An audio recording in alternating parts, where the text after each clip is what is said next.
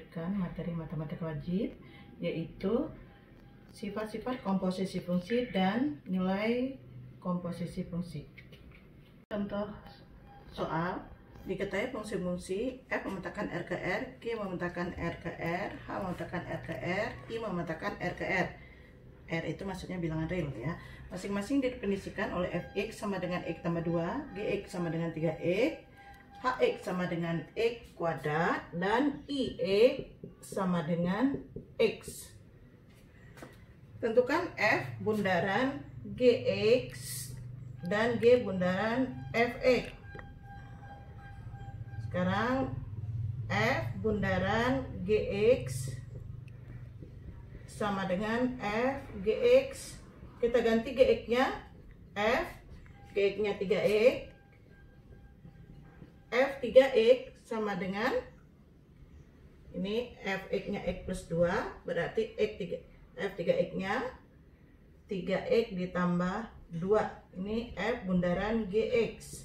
Sekarang G bundaran Fx sama dengan G Fx sama dengan G, ganti Fx-nya. Fx-nya tadi X tambah 2, jadi Gx tambah 2. Ini Gx-nya 3X, berarti Gx tambah 2, 3 kali X tambah 2, jadi hasilnya 3X ditambah 6. Ternyata F bundaran G tidak sama dengan G bundaran F. Jadi di sini komposisi umumnya tidak komutatif. Kita sudah menemukan satu sifat bahwa fungsi komposisi umumnya tidak bersifat komutatif. Sekarang yang B, F bundaran G bundaran H X. Tadi kita sudah dapat F bundaran G-nya 3X ditambah 2 ya, jadi kita ganti dulu Hx-nya.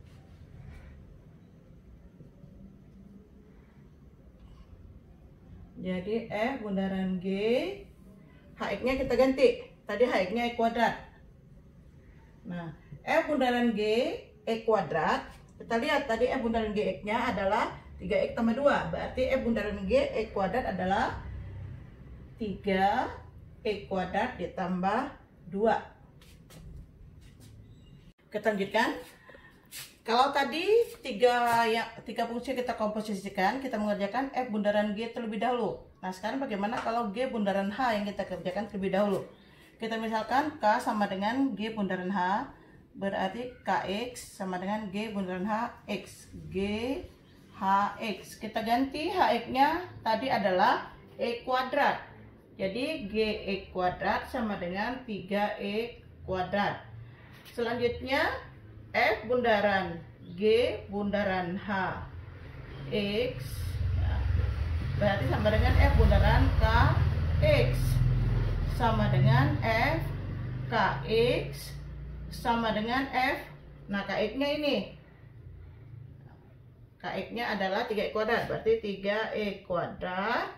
Selanjutnya F X-nya tadi X tambah 2, jadi F 3E kuadrat sama dengan 3E kuadrat ditambah 2. Ternyata hasil dari F bundaran G bundaran HX sama saja dengan kalau kita mengerjakan G bundaran H terlebih dahulu, nah, baru kita komposisikan dengan F. Ternyata hasilnya sama. Nah, seperti ini berarti komposisi fungsi bersifat asosiatif.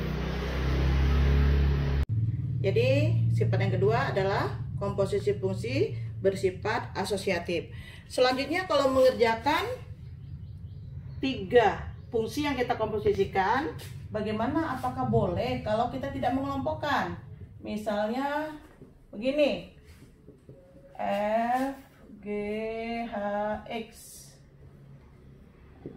F G H-nya ganti, H-nya tadi E kuadrat, G E kuadrat sama dengan 3E kuadrat, F 3E kuadrat sama dengan 3E kuadrat ditambah 2. Jadi ternyata hasilnya sama saja. Jadi untuk selanjutnya kalian boleh mengerjakan kalau ada 3 fungsi yang dikomposisikan bisa langsung seperti ini tanpa mengelompokkan seperti yang tadi kita bahas. Nah, tadi kita kelompokkan kenapa? Untuk mengetahui sifatnya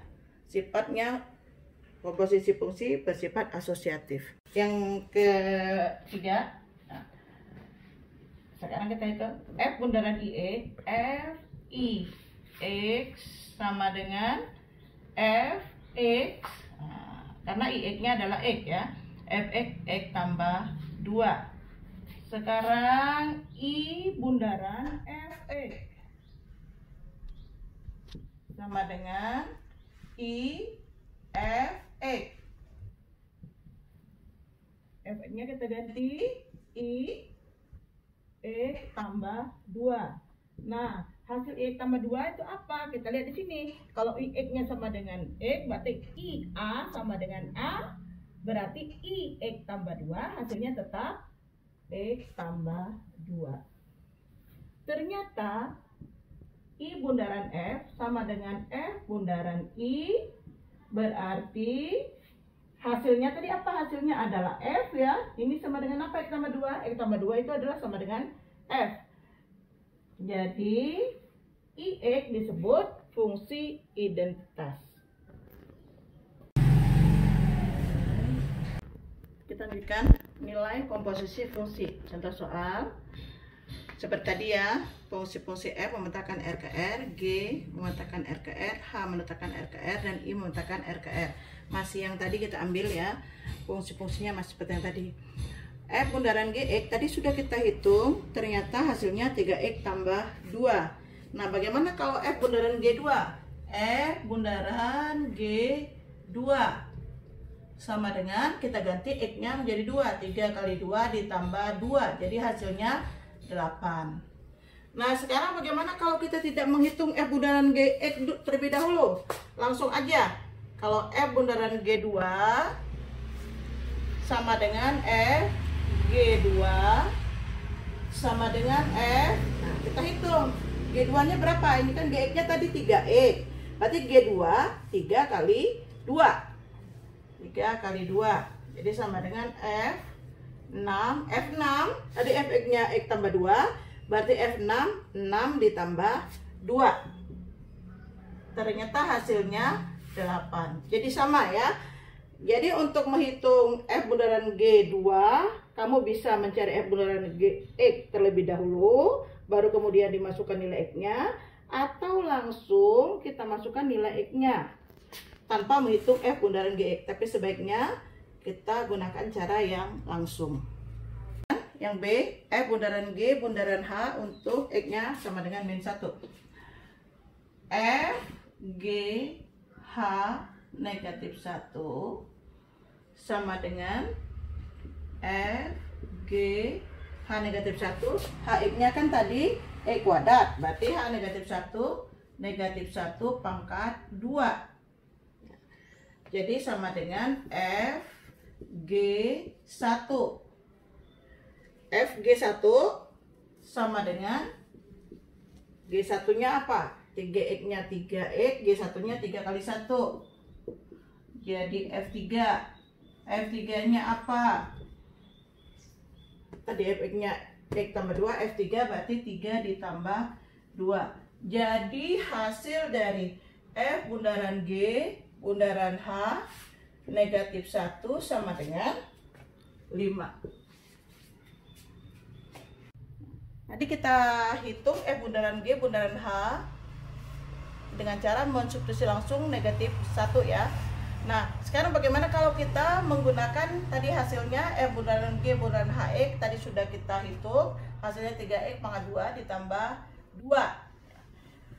Jadi boleh juga mau dihitung dulu F bundaran G bundaran HX, baru kemudian kita substitusi nilai negatif 1. Jadi 3 kali negatif 1 pangkat 2 ditambah 2, jadi hasilnya 5. Sama hasilnya. Nah, kamu silakan pilih caranya, mau cari F bundaran G bundaran HX dulu atau mau langsung, tapi lebih baik langsung dengan mensubstitusi nilai X-nya. Demikianlah anak-anak semua materi yang kita bahas hari ini. Terima kasih. Assalamualaikum warahmatullahi wabarakatuh.